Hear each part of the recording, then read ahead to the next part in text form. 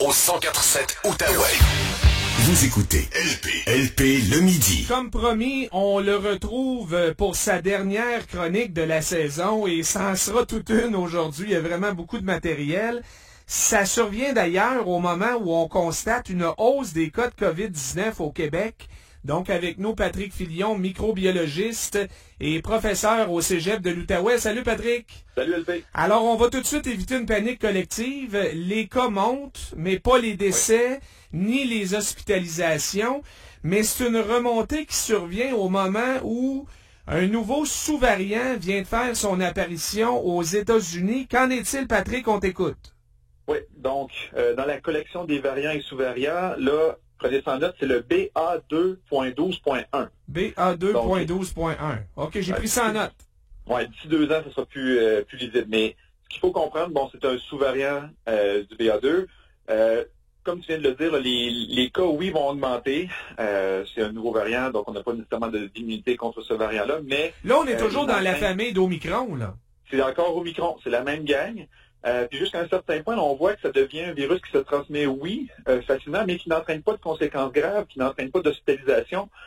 Aux États-Unis, ils ont déjà passé par on va dire, une petite vaguelette due à ce variant-là, et on voit déjà une diminution des cas. Donc, eux, ils ont eu une augmentation printanière due à ce variant-là, et ça diminue déjà. Donc, c'est pas quelque chose qui semble être inquiétant. On le souligne, donc on rappelle aux gens là, que bon, la COVID circule toujours et tout, mais ce variant-là ou sous-variant-là ne semble pas être inquiétant outre mesure, mais bon, on surveille toujours la situation. Mais des sous-variants, il y en a quelques-uns encore qui c'est surveillent. Ça. Puis ça pourrait changer complètement d'ici l'automne. Oui, d'ici l'automne, donc faut être prudent.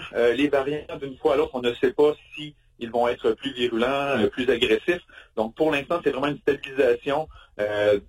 Dans le sens où les variants semblent être, oui, transmissibles, mais ne pas entraîner de conséquences graves d'hospitalisation. Donc, à quelque part, c'est peut-être quelque chose là, que l'on souhaite, mais il faut quand même être vigilant puis s'assurer là, que on a la situation sous contrôle. Oui, on va l'être, puis on va s'en reparler évidemment dans les prochains mois.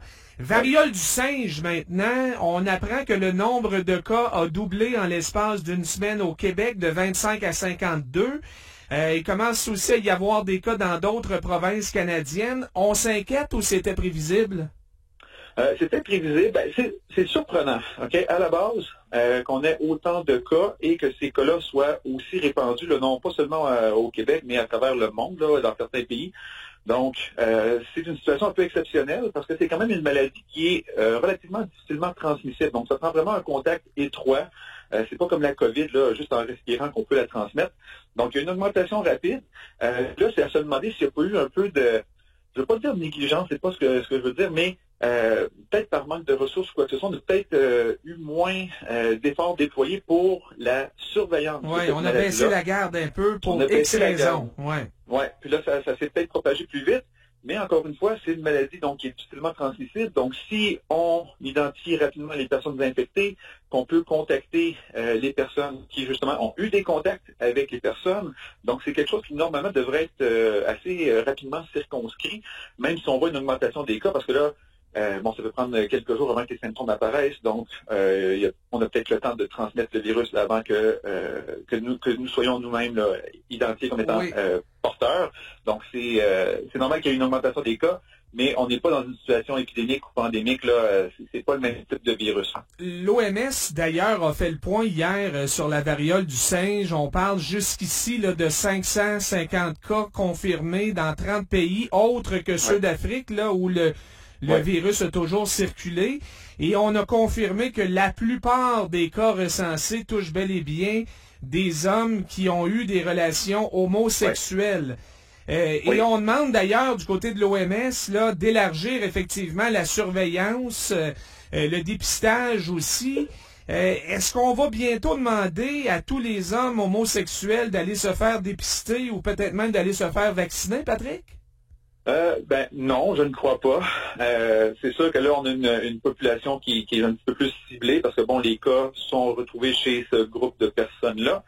Mais encore une fois, c'est comment je peux dire, de surveiller son nombre de contacts. Donc, faut faire attention à ça, c'est sûr. Mais je pense pas qu'on va vouloir là systématiquement dire à tous les hommes homosexuels d'aller passer soit des tests ou quoi que ce soit. On n'est pas là du tout.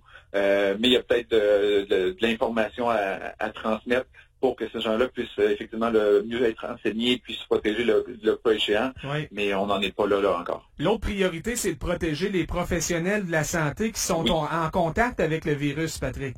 Oui, effectivement, parce que si vous êtes médecin, infirmier, infirmière et que vous avez à traiter ces patients-là, donc en ayant des contacts encore une fois rapprochés, vous avez plus de chances d'être infecté. Parce que je le rappelle, c'est pas nécessairement uniquement lors d'une relation sexuelle que la transmission peut se faire. Ça prend vraiment un contact, on va dire, peau à peau.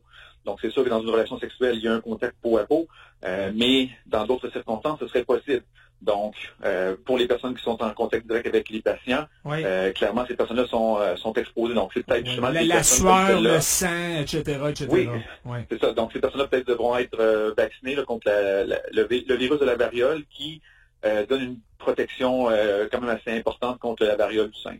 Bon, la bonne nouvelle pour conclure là-dessus, et c'est important de le mentionner, c'est que l'actuelle vague de variole du singe n'a pas fait de mort pour l'instant, ni ici au Canada, ni ailleurs. Non, il n'y a aucun décès de recensé. C'est une maladie qui, en dedans de, on va dire, de 2 semaines à 1 mois, va se résorber d'elle-même. Donc, on en guérit.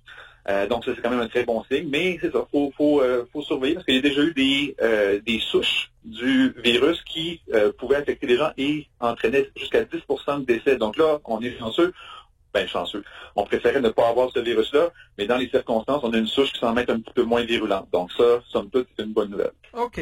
Dernier sujet que je veux aborder avec toi aujourd'hui, la maladie de Lyme. Les chercheurs affirment qu'il y a de plus en plus de tiques porteuses au Canada. D'ailleurs, ici, dans la région d'Ottawa, c'est 1/3 des tiques à pattes noires qui étaient porteuses, selon une étude qui date de 2019. D'abord, qu'est-ce qui explique ça, Patrick, le réchauffement climatique? Oui, écoute, là, je vais nous ramener quand moi j'étais à l'université là, en 96. La maladie de Lyme, là, on parlait de ça comme étant une maladie qui se retrouvait seulement là au sud de la frontière, donc aux États-Unis, et en dedans de 25-30 ans, donc la tique et les animaux qui la transportent, donc, ont migré plus vers le nord. Donc oui, les changements climatiques, on a des températures plus chaudes sur une plus longue période de l'année, ce qui permet aux tiques de survivre dans notre environnement. Donc, c'est en partie ça qui explique. Donc, les tiques comme telles circulent là, sur les oiseaux migrateurs, sur des petites souris, sur les cerfs. Et bon, elles ont migré vers le nord et maintenant, on en a sur notre territoire, en Outaouais, un peu partout au Québec. Là. Donc, c'est quand même quelque chose de relativement nouveau.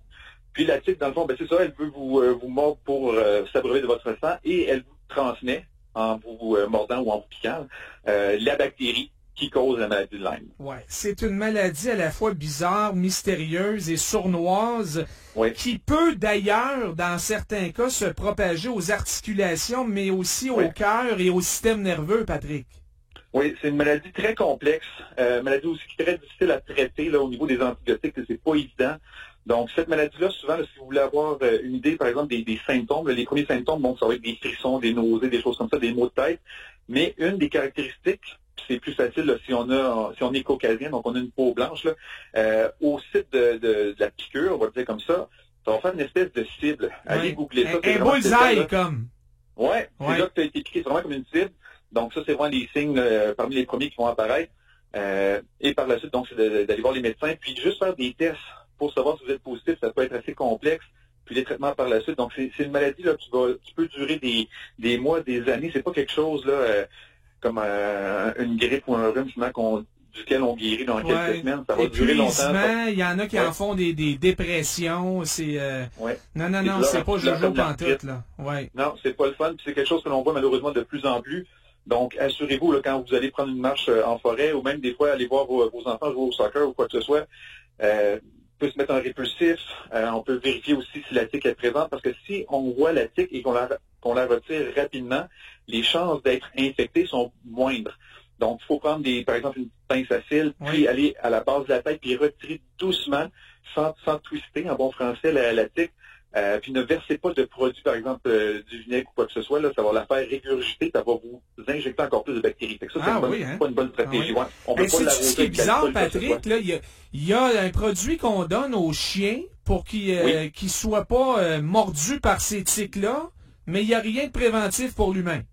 Non, pour l'humain, on n'en est pas là encore, donc on n'a pas réussi à mettre quelque chose au point là, qui soit, on va dire, sécuritaire et efficace pour l'humain, que ce soit un vaccin ou un médicament, là, on va dire, préventif.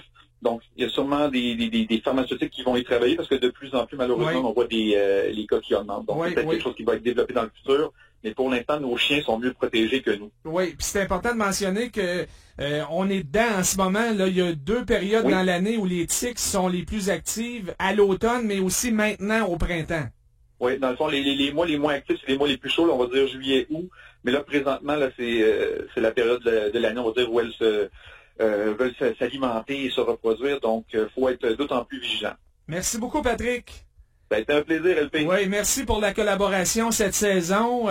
Et on se reparle, j'allais dire on se reparle à l'automne, mais ça se peut qu'on te dérange, il y a une grosse nouvelle dans ton domaine. Là. Écoute, on verra bien ton niveau de disponibilité. Tu sais comment me trouver, LP, ça me fait plaisir. Merci, à bientôt. Bye bye. Voilà, Patrick Filion, microbiologiste et professeur au Cégep de l'Outaouais.